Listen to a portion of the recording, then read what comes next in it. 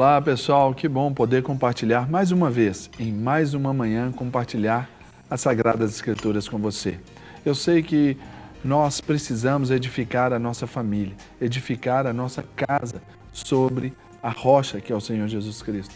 Quantas vezes você já ouviu falar sobre isso?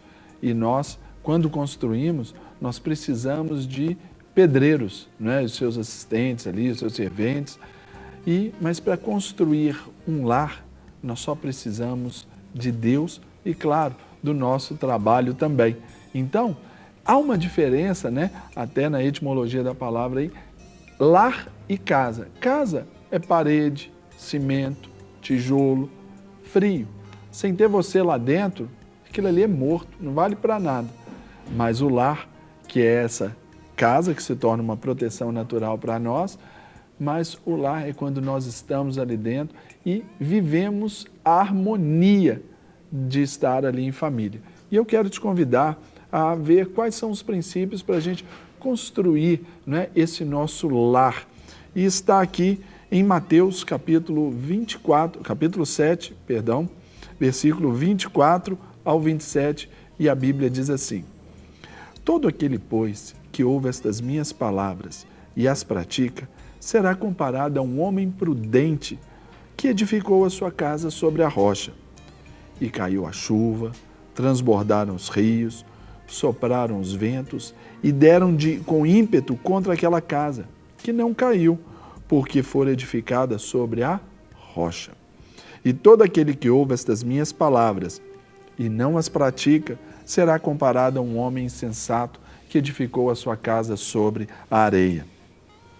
E caiu a chuva, transbordaram os rios, sopraram os ventos e deram com ímpeto contra aquela casa, e ela desabou, sendo grande a sua ruína.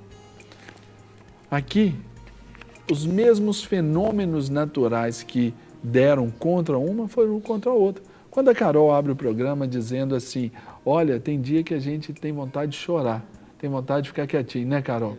Aquele dia que você tem vontade, assim, você fala assim, meu Deus, está tão difícil. Aí você tem alguns escapes, né? O choro é um escape emocional natural, mas a gente precisa recorrer a Deus, não é isso, Carol? Para edificar a nossa casa sobre a rocha, construir o nosso lar. E um primeiro fundamento que eu trago aqui, que a gente não pode desprezar, é a consagração. Consagração é tornar sagrado, é tornar santo, separar. A sua casa, ela precisa ser consagrada a Deus. Eu estou falando de um misticismo, talvez, de ter que chamar o pastor e não sei o que, para consagrar a sua casa? Não. São suas atitudes, é o seu dia a dia, é o seu modo de vida que mostra essa consagração do lar. É aquilo que diz lá em Mateus 6,33, buscai, pois, em primeiro lugar o seu reino e a sua justiça. O seu modo de vida deve ser esse dentro da sua casa, de buscar a Deus em primeiro lugar. E as outras coisas, TV de LCD, aquele sofá gostoso, aquela chaise maravilhosa, hein? Aquele café da manhã gostoso, isso tudo é acréscimo. Mas antes, um estilo de vida tem que nortear para você edificar a sua casa sobre a rocha. É exatamente a morte do egoísmo. Efésios 5,25 nos diz, maridos, amai a vossa mulher como também Cristo amou a igreja. Eu não quero aqui me deter no assunto de papéis do homem e da mulher, mas eu falo dessa consagração porque a morte do egoísmo diz quando Cristo, ele morreu para si mesmo por amor a você, morreu por nós. Então nós devemos também morrer. 1 João 3,16 diz, nisso conhecemos o amor, que Cristo deu a sua vida por nós e devemos dar a nossa vida pelo nosso próximo. Então, quem é o seu próximo? É o seu pai, é a sua mãe, é o seu cônjuge, é o seu filho. A consagração está nesse modo de viver, onde você vive os princípios de Deus, a santidade de Deus para o outro. E aí você vai ver que você vai ter, por exemplo, no caso do marido e da mulher, que hoje está terrível o assunto de divórcio, está tão fácil, está tão banal, que nós temos que pensar que a consagração do lar ela tem que nos levar à devoção completa ao nosso cônjuge. Efésios 5, 28 diz assim: assim também os maridos devem amar a sua mulher como ao próprio corpo. Quem ama a sua esposa, a si mesmo se ama. Fala exatamente de uma satisfação plena. Eu sou feliz quando meu cônjuge é feliz. Então, ame o seu cônjuge, começa por aí. A identidade emocional do seu filho passa pelo amor do pai com a mãe dele. Então, a mãe dele, do filho, tá? É claro que pela avó também, mas pela esposa. Se os filhos vivem nesse ambiente de harmonia, eles vão entender o significado de consagração. Um outro pilar importante são as suas convicções. O que você tem de convicção pela palavra fidelidade? Difícil, né?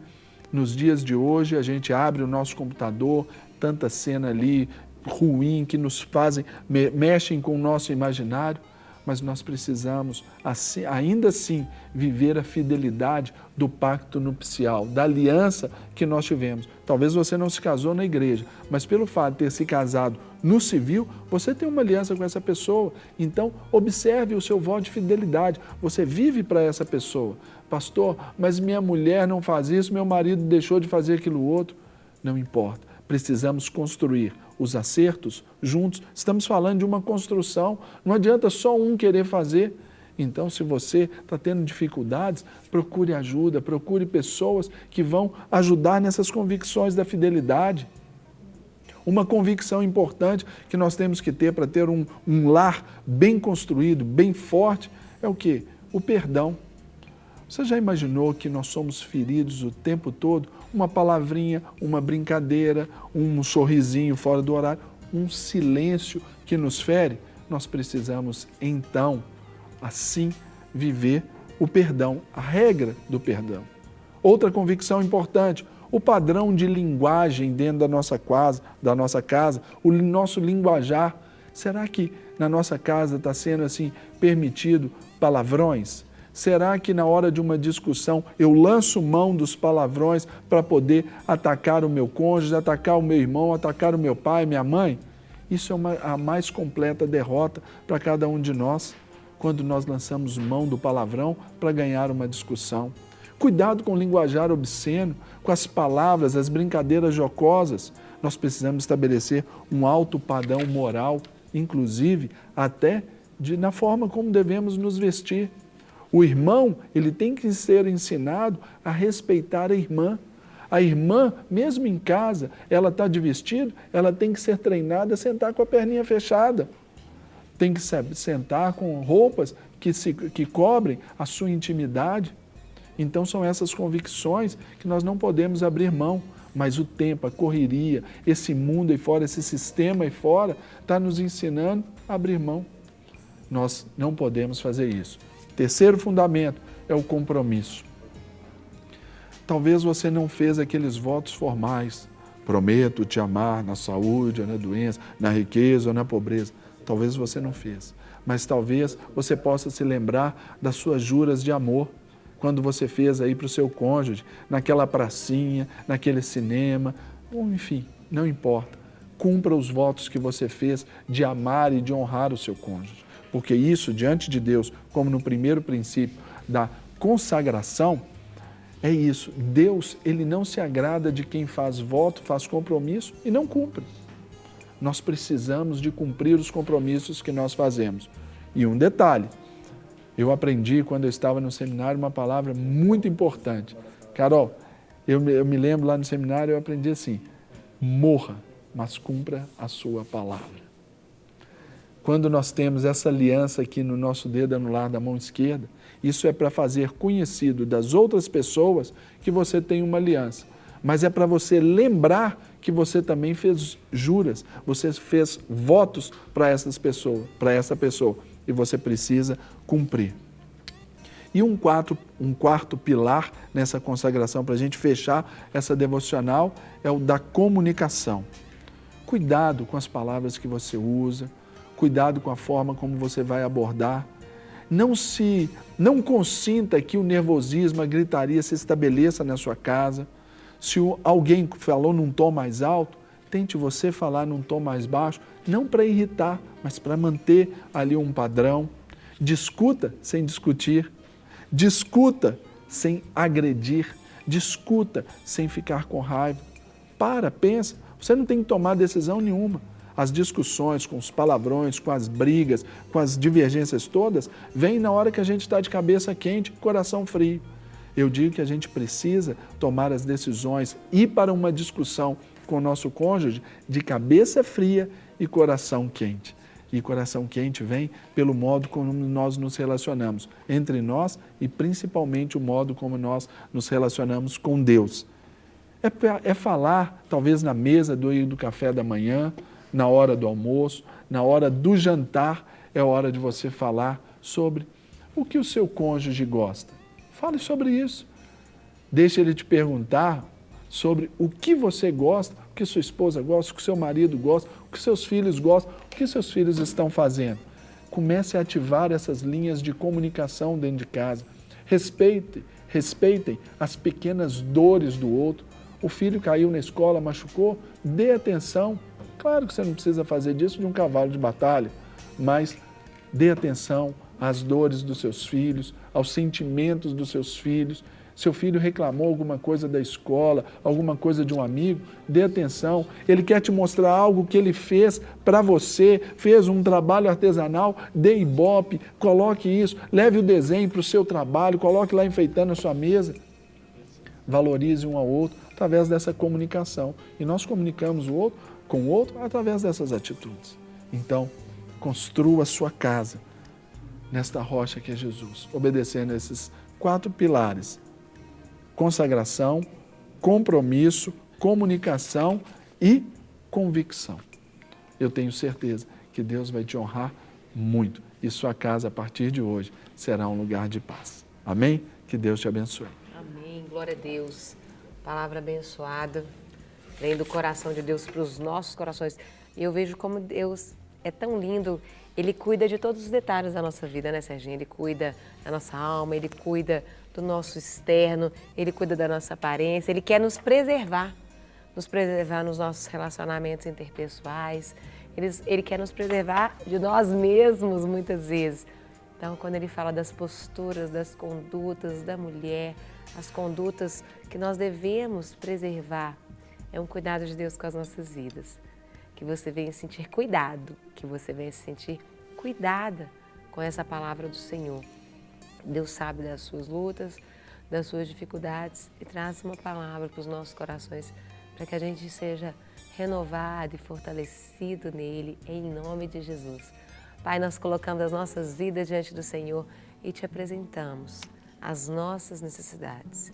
Declaramos que dependemos, precisamos de Ti, apresentamos essa palavra diante do Senhor.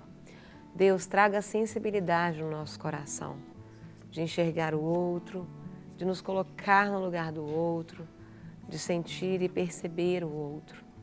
Que haja tolerância no nosso coração, que haja mesmo, Pai, sensibilidade no nosso coração, para sentir mesmo o outro. Obrigada, obrigada porque o Senhor nos desperta a cada manhã com a Tua palavra. Obrigada porque o Senhor nos desperta a cada momento com as Tuas sensibilidades e que não venhamos estar insensíveis para ouvir, para obedecer aquilo que o Senhor tem para nós. Nós apresentamos as nossas emoções diante do Senhor, pedindo uma restauração, um renovo para aquele que está abatido, para aquele que está desanimado, para aquele que está desesperançado, para aquele que realmente não está acreditando mais em mudanças. Mas eu venho pedir que o Senhor venha nos renovar, venha nos fortalecer e que a última palavra seja do Senhor para os nossos corações. E a palavra que o Senhor tem sempre traz vida. Então, enche-nos de vida nessa manhã. Enche-nos com a Tua vida nessa manhã. E tira toda morte, toda tristeza dos nossos corações. Obrigada, obrigada porque as misericórdias do Senhor se renovaram mais uma vez sobre as nossas vidas nessa manhã. Essa é a nossa oração, em nome de Jesus. Amém.